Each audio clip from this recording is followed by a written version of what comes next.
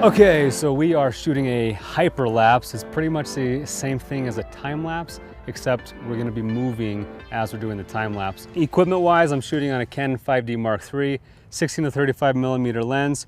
We have an intervalometer, and I have here a Manfrotto monopod, which I got off Amazon for about 280 bucks. This guy is super nice, super awesome. And when shooting a hyperlapse, you can do it a few ways. You can do it handheld, you can do it on a tripod. I think the easiest way to get good results is by using a monopod, because you get the stability of a tripod, but the flexibility of being able to move quicker without having 3 legs to move around. And you also don't need an intervalometer, but if you don't use an intervalometer and you're doing it by hand, then your intervals are gonna be imperfect and the cloud movement or whatever is moving isn't gonna move at a consistent pace. So recommend using an intervalometer. So once you have your equipment and you have a nice location to shoot, the next step is to first walk out the path you're gonna take, because you don't want to be surprised halfway through your hyperlapse that you're being blocked by, in this case, a railing down the way a little bit. So I'm going to walk it out first, my path, to make sure I have a good walking room to get the whole time lapse I want. Okay, so I just stepped off the exact path I want to take. I realized there was too many obstacles, and once I got to the middle, I didn't like where I was at in position to my subject. So I found a different path that I liked that's a little bit closer and that has a better direct line with no obstacles. So it's important to walk out your path first so you don't come across any surprises. And while I was walking it out, I was counting my steps, and it took about 200 steps to get to my endpoint, which lets me know that as I take a step, I have about 200 photos that I can take over that distance, which will give me about a 10-second time lapse when I convert it down to 24 frames. Now, interval-wise, I'm gonna be taking a photo, stepping, photo. So I'm giving myself 4 seconds in between every photo, which means I have 4 seconds to get to my new spot and get the framing right again. So I gotta be kind of quick. And the way I'm getting framing is I have on my screen a cursor that I'm keeping at the middle top of this building, and that's what I'm gonna try and hit on every photo to make sure that my photos stay consistent. So pick a spot that will be consistent throughout your whole hyperlapse. And now you can do this one of 2 ways. You can look into your viewfinder like this and move along, but that's kind of hard to do. It's kind of hard on my neck. And so I just put this on live preview, and I went into my menu settings and got rid of the image review. It's usually on 2 seconds. I just turned it off. That way I don't have an image blocking my view of getting my next shot composed. The settings I'm using, right now we have a little bit of overcast. So my white balance is set to about 6,500 Kelvin. My ISO is at 100. My aperture is at 10, and my shutter speed's at 100. If you're doing this handheld, you're probably gonna want a higher shutter speed, but because I'm using a monopod, I can get away with a little bit lower shutter speed. But either way, you want that shutter speed to be high enough so you're taking nice crisp stills. Again, same things apply when shooting a time lapse, same thing with a hyperlapse. You want to make sure you set your focus manually and switch your lens to manual focus. And then you want to make sure your white balance and your ISO, everything is set to manual, or else you're going to have flickering problems with different coloration and all that. So make sure everything's set to manual, and then you should be good to go. So we'll go ahead and start our hyperlapse now.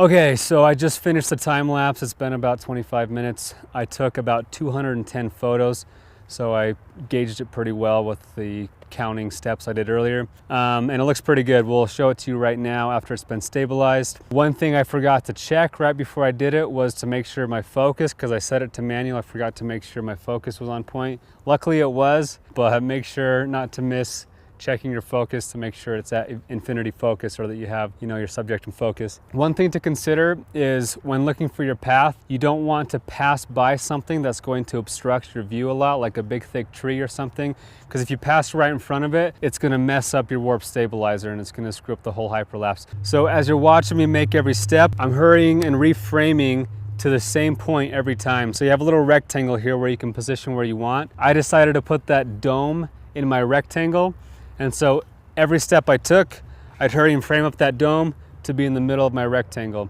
So pick something that's going to be consistent throughout your whole hyperlapse and center on that in every image. If you center on something that you lose sight of halfway through your hyperlapse, then you're not going to know what to compose your image around, and it's going to get all wonky. So like last time, I made sure to underexpose a little bit so that none of my sky was clipping, because that way I can pull back the shadows and the highlights retain their detail. So I always underexpose a little bit when shooting time lapses, because when you're shooting in RAW, you have a lot of latitude both ways, but you have a lot less latitude in the highlights. So I always try and underexpose a stop or two in case the sun comes in and out. That way I don't overexpose my image. So when looking at it raw, it looks like it's super underexposed, but after editing it in camera raw, it's gonna look perfectly exposed. So Stockton asked me, what happens if you misframe one of those 200 shots? Well, you can't stay there and reshoot that same shot just because you didn't get it perfect, because then you're gonna have a jump in the cloud movement because you're shooting these consistently over time. So if you mess one up, you just gotta keep moving and hope it works out okay. So it's super important to stay focused the whole time and make sure that every shot is framed up as closely as it can to the right spot. Warp stabilizer is going to fix any small mistakes, but if you have any huge janky mistakes, then it's going to kind of screw up the whole thing, or you have to cut it out and you're going to see a jump in the clouds and you're going to know that you missed a couple shots. So now we're going to do a second hyperlapse. This time we're going to go, straight back and forward, moving in and out towards and away from our subject. And so I'm now going to step off my endpoint. I'm going to start at my endpoint and then step off to where I'm gonna start. Okay, so I stepped it off and we're about 200, 220 steps in this path as well. So we should have another 10-second time lapse going this way. Now, Stockton pointed out that there's a lot of people on the grounds now. I'm actually okay with that because this is a hyperlapse. It creates more movement, and foot traffic is gonna make time look like it's passing a lot faster. Don't be afraid of tourists when you're doing time lapses. They're actually a good thing. So one thing to keep in mind when you're doing this is to try and make every step the same distance. If every step isn't the same distance, then the movement in your hyperlapse is gonna look off. So find a certain pattern and try and keep consistent with that. So I'm gonna try something right now, and I'm gonna zoom in a little bit on each one, and then you'll see in post, I'm just zooming in like 1 millimeter on each one. And I think that'll look kind of cool. So over about 20 photos, I zoomed in from 16 millimeter into 35 millimeter while moving. That was a little more difficult to move, frame, and zoom in all at the same time, but I'll go ahead and show you what that looks like now. Okay, so we did an intermediate time lapse because I was waiting for the sun to completely come out. There's no more clouds left, so I know I can get a clean, full 30-minute shot here with all the same lighting. So whenever you can, try and wait for consistent lighting throughout your whole time lapse. So now we're gonna do one pushing in. We're starting away from our subject and going straight in, and at the end I'm gonna do a little zoom as well to kind of exaggerate that push towards the building. So also, now the sun's out, my shutter speed's now up to 200, aperture is at 9, ISO 100, and I bumped my white balance down to about 6,000 now.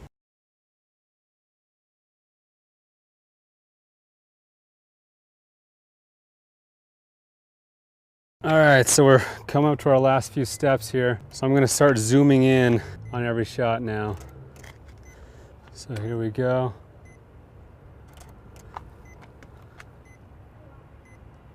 Okay, 25 minutes later, we finished our second hyperlapse. This time I was zooming all the way in. Same thing, about 200, 250 photos on that one. So we'll show you what that looks like before I apply warp stabilizer. And now we're gonna go into the post-production and show you how to stabilize and finalize these hyperlapses to make them look super smooth. Okay, so we are now in the post process of putting together our hyperlapse.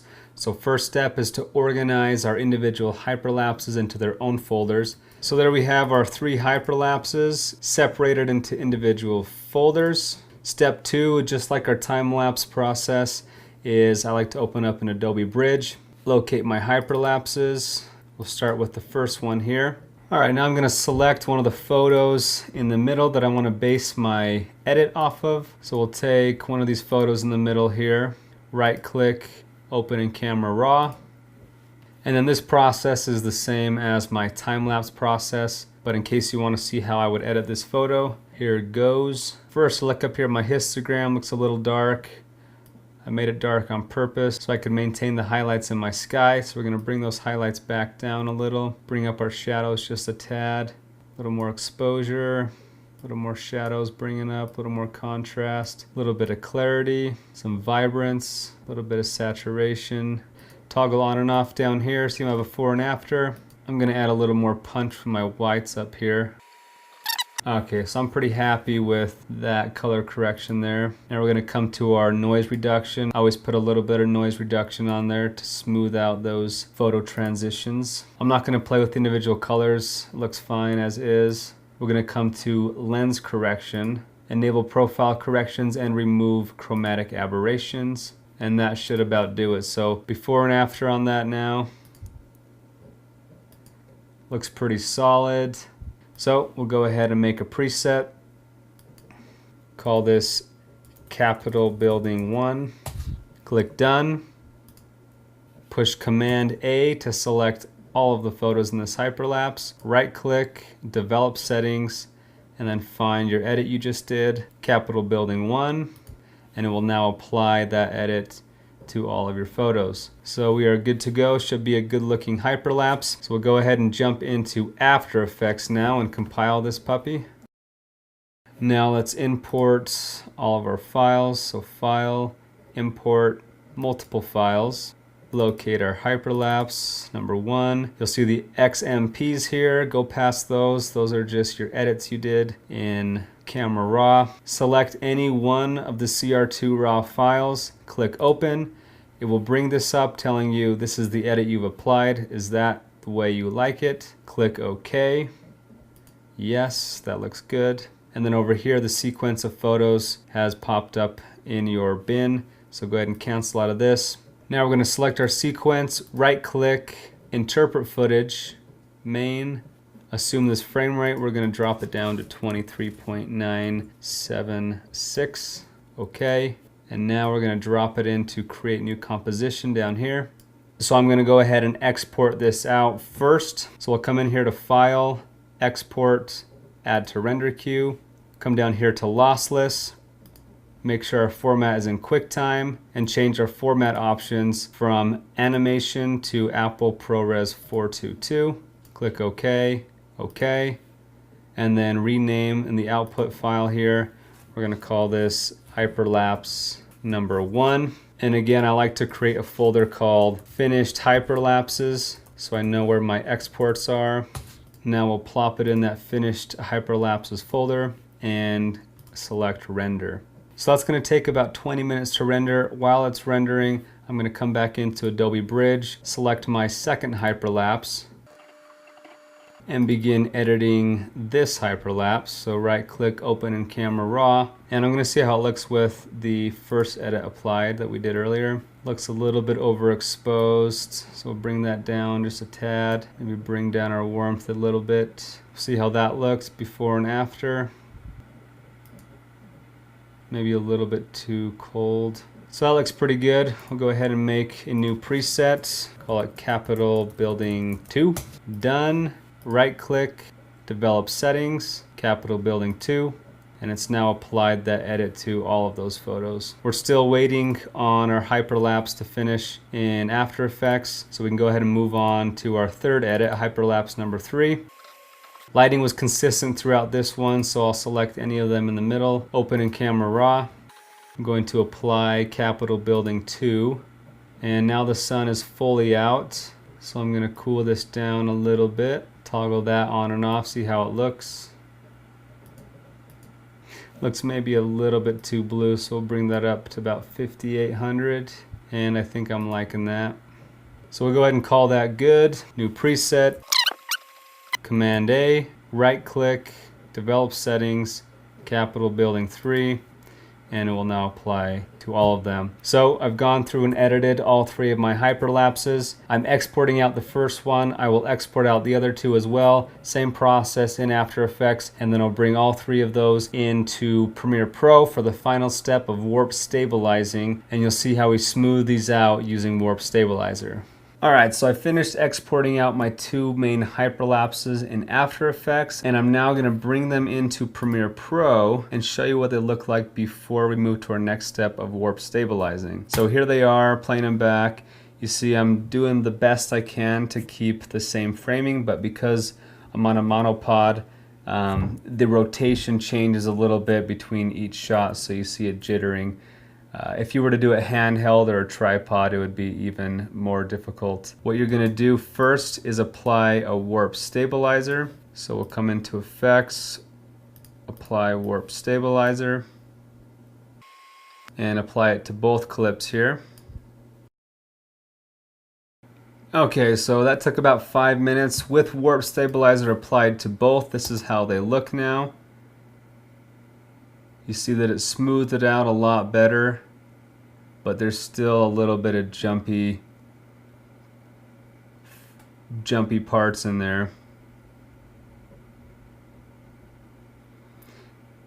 But yeah, you see we're already looking a lot better. So with one warp stabilizer, it's looking a lot better. Now you can play around with your settings within warp stabilizer. Right now I'm at 50% smoothing and my method is subspace warp. So sometimes what I'll do is I'll play around with this just to see if I can get it to look better.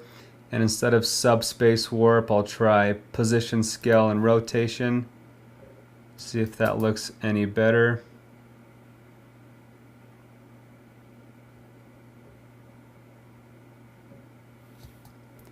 Maybe try perspective. And keep in mind, the higher that warp stabilizer is on, the more it's going to crop in on your image. With this one, same thing. I'm going to try out position, scale, rotation.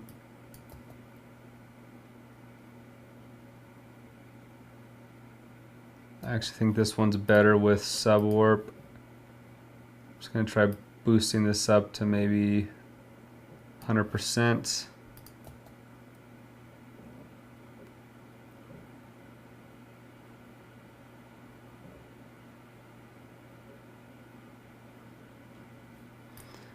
Not bad. So we have our warp stabilizer applied. Now what I'm going to do is speed these up a little bit, because in an edit I wouldn't show that for 8 seconds or show this for 10 seconds. I'd probably cut those in half or a third. So we're going to go ahead and Command J, speed that up by 2 times. Let's speed up both of them by 2 times. And if you get that red band going across, that means I forgot to nest first. So you can't apply warp stabilizer and speed duration. So Command N to nest. That gives me a fresh new layer here, which I can then Command J 200%, Command J 200%. So now they're twice as fast. We have that warp stabilizer applied once, and I'm now going to apply a second warp stabilizer. But before we do that, we have to push N to nest again, and now we can apply a second warp stabilizer to smooth it out even farther. So this is the double warp stabilizing you're seeing here. Okay, so they've finished warp stabilizing round 2, and here's how they're looking. So looking pretty smooth. They're not perfect. There is still a little bit of, bouncing around in there. But this is the quick way to do a hyperlapse in post. There is a longer, more tedious way that makes it a little more perfect. But as far as getting a hyperlapse out the door within 10 minutes in post, that's how you do it. I just double warp stabilize like that. At this point, these are still about 5-second long clips. So I've even sped them up another time, and this is at 300%, so you get an idea of what it looks like double warp stabilizing at 300%. Now at the end there, I was trying to zoom in the same time as doing the time lapse, and so I was having a hard time getting that framing right. So you see at the end it kind of wobbles back and forth. So doing that zoom in move is kind of tough if you're on a quick interval of 4 seconds, and that's why he started jittering back and forth like that. But so there you have it. That is the basics of putting together a hyperlapse. Pretty awesome stuff. So that's 101 of creating a hyperlapse. Like I said, this is the fast way, double warp stabilizing, that produces 90% results. It looks pretty good, good enough for most things you'll do. If you need it to be absolutely perfect, you can bring it into After Effects and manually warp stabilize it. So the way you'll do that is get your original exported hyperlapse before you've applied any warp stabilizer. So grab your hyperlapse, make a new composition, And this is what it looks like before applying any warp stabilizer. So instead of trying to warp stabilize this in Premiere Pro or even After Effects, I tried warp stabilizing this one and it didn't work out very well. Sometimes if they're not shot well enough, warp stabilizer won't look very good on it and you'll have to manually warp stabilize it. So the way you do that, come up in here to Windows and make sure your tracker is checked to on, and it should appear over here. So there's your tracker. You're going to click on your hyperlapse down here, select track motion, and then check on position and rotation. We're going to be dealing with both the position and the rotation to manually stabilize it now. So again, this is the long, tedious process that's going to give you more perfect results, but this is going to take you an extra half hour. So scroll through your hyperlapse and you're going to find 2 points that stay consistent that you can see throughout the whole time lapse. And it looks like I could use this corner here, maybe the center here of our building, because those 2 points stay in frame the whole time. So what I'm going to do is I'm going to use this point right here and this point right here. You want it to be as far away as possible to get more accurate tracking. So go ahead and zoom in, Command plus, grab your first tracking point, put it on the corner here. Gonna just expand this so it has more information to track. Grab my second track point, bring it over to the edge here, expand that just a tad. So there's my 2 tracking points. And actually, hold down spacebar to create that little hand so you can drag around. To keep this horizontal, I'm gonna actually select this corner right there. So I have my 2 points selected, and now you're gonna go ahead and let it track by pushing play over here. It's tracking motion of position and rotation. So go ahead and start tracking, and it's going to try and pick up those points the best it can. This software honestly kind of struggles. Every once in a while it's going to stop. So just start it up again. As you can see, it's not doing a very good job. So it attempted to track those, it did terribly, so now we have to go in and actually manually track those. So I'm going to zoom in, get my starting points, and then 1 frame at a time, click here to the next frame. I'm going to make sure each point is tracked. And it looks like on this second frame, it tracked that point correctly. Let's come over to our second point, tracked that correctly, so it guessed that first frame right. Next frame, got that one right. Good. Next frame. Now it jumped up here to some random area, so you're going to pull that back in to the points where it's supposed to be. Next frame, got that one okay. So it'll guess them right, you know, hopefully more oftentimes than not. And so just like that, I'm going to manually go through and make sure every point is tracked correctly. So we'll go ahead and fast forward to me scrubbing through all these frames individually.